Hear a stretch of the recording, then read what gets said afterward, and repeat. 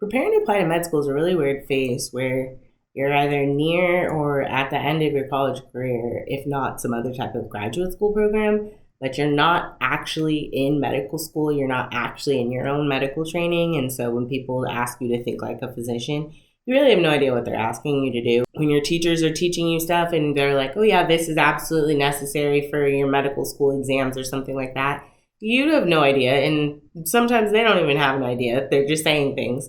And so you're really just like, okay, all these things I have to know in order to do well in these exams.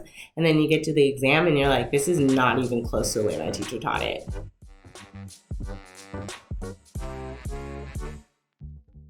So some of the things that I've learned along the way, I've learned that it's more act like a pre-med, but think like a physician, where a lot of the things that you had to learn during your pre-medical school experiences are the things that they're asking you to be acting like. They're not asking you to act like a physician, but they are asking you to think like a physician. So it's not that the way that you were doing this stuff as an undergrad or the way you were learning chemistry for your prerequisite courses is not the way that you're going to be applying it as a physician as it was when you were a pre-med. So it is this duality of you're acting like a pre-med, but you have to start thinking like a physician. And a lot of bridging the gap between being a pre-med and thinking like a physician is figuring out the things that helped you when you were a pre-med, helped you thrive, helped you get through, helped you be a successful pre-med, but that aren't going to help you be a successful physician because that's not how it is to be a physician. So for example, thinking that you need to show your work for everything.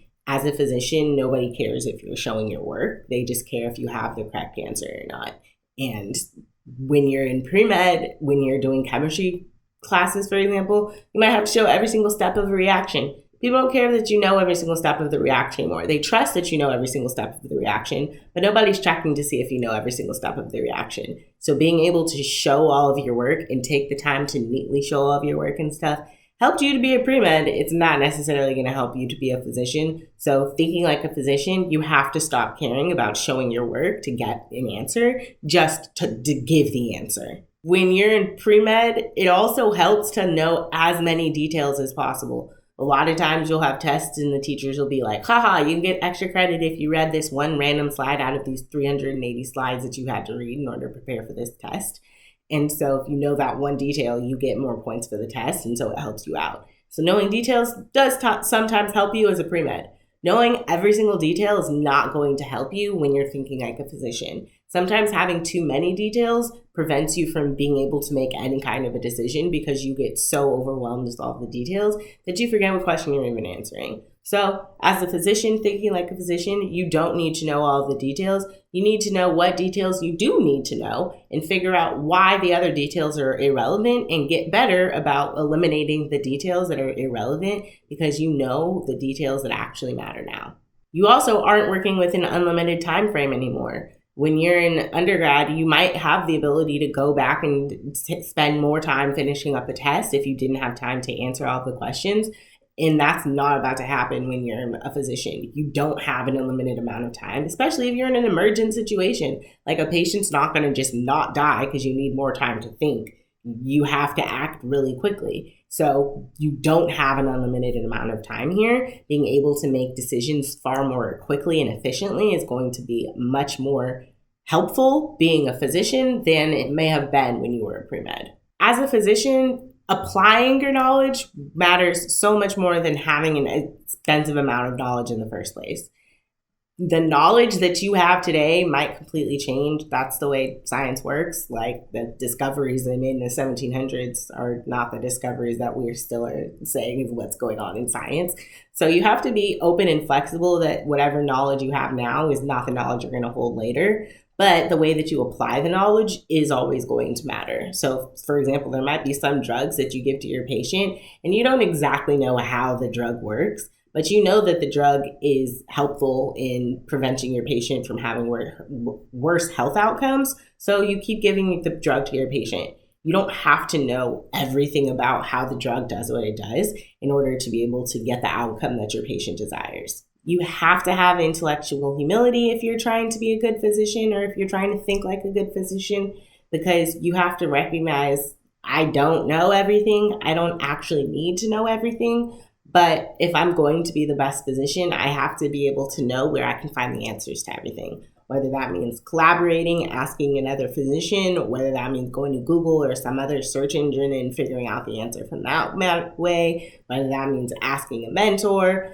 Figuring out the answer matters so much more than having the answer all of the time. So being able to know when you do have the answer, being confident that you've got the answer and you know that that's the correct answer, but also being able to say, I'm not sure if that's the correct answer. I'm pretty sure, but I'm not 100%. So I'm just going to take a second, go check this out and come back to you and make sure you have the correct answer is going to make all of the difference, both in being able to treat your patients, but also be able to create relationships where your patients trust you and are willing to come back and keep getting treated by you in the future.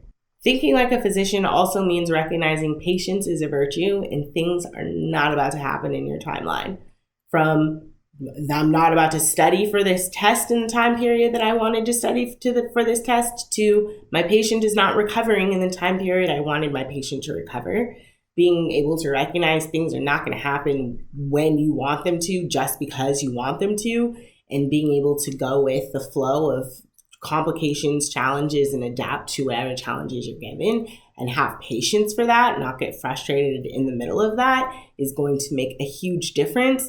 And it's the difference between being a pre-med and being a physician. When you're a pre-med, you kind of can get left behind if you are too patient doing things, if you're not the first person answering your emails, if you're not checking in on things, you can't get left behind. It also means recognizing that self-accountability is absolutely necessary to get your job done.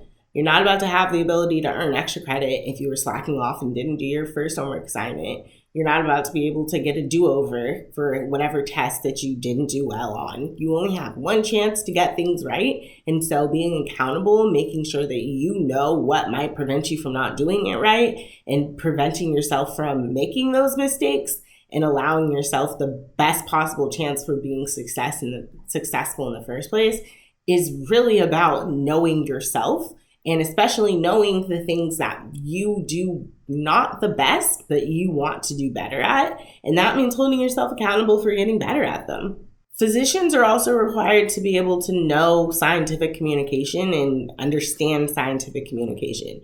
You're going to have to read a lot of journal articles in order to treat your patients and make sure you're giving your patients the best possible treatments they can get.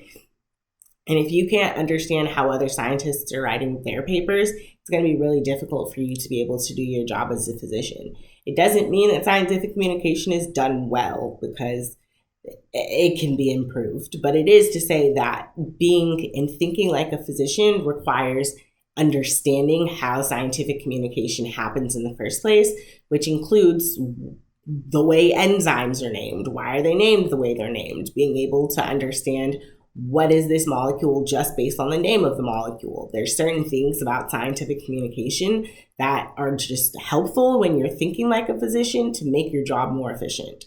And when reading your journal articles, you have to figure out which are actually well-designed research articles and which are junk research articles where you don't want to make any conclusions based off of them. And if you are doing that, you have to know what goes into making a well-designed or a well-structured research. Every research is not going to be well-structured. What makes something more well-structured than something else? Is this going to be applicable for your patient? Understanding all of those things is also starting to think like a physician, where as a pre-med, you might think things are universally applicable. As a physician, you're able to recognize things might be universally applicable, but certain things are going to work best in certain scenarios, and that's going to be because of certain reasons. Being able to identify what those reasons are and work from there. And thinking like a physician is also meaning thinking with your biases, recognizing that your biases are impacting your outcomes.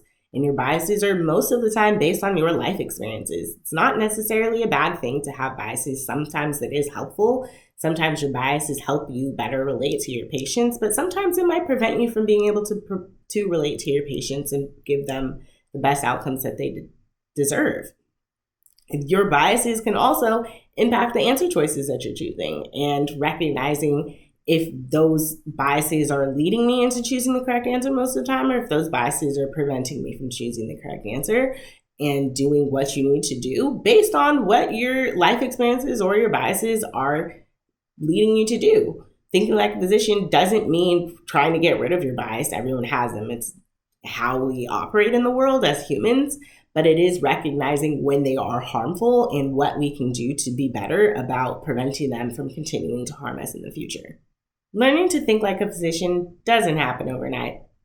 On the process, I want to leave you with 5 questions to think about. First, who do you want to become? Second, what is keeping you from being that person now? Third, when are you going to change? Fourth, where are you going to start? What area of your life? And last, why do you even want to change in the first place? If you can remember the answer to these questions, it'll be a lot easier for you to maintain your progress as you're trying to learn how to think like a physician. Good luck.